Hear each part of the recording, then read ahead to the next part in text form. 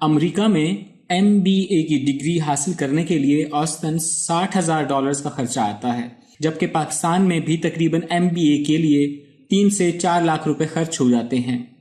اس کے باوجود 41% MBA holder بے روزگار رہ جاتے ہیں، جبکہ جو لوگ نوکری حاصل کرنے میں کامیاب ہو جاتے ہیں ان میں سے بھی 90% اپنی ڈگری کے مطابق کام نہیں کرتے۔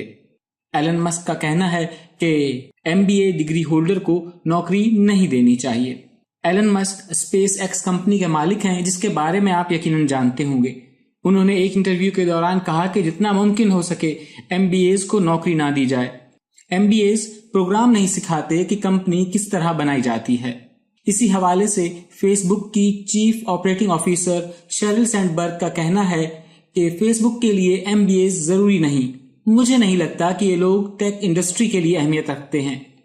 eBay کے ڈائریکٹر اسکاٹ کک کہتے ہیں کہ جب ایک MBA ہمارے پاس آتا ہے تو اسے دوبارہ سے تربیت دینا پڑتی ہے، کیونکہ انہوں نے جو پڑھا ہے اس میں سے کچھ بھی انہیں کچھ نیا کرنے میں یا کچھ نیا تخلیق کرنے میں مدد نہیں کرتا۔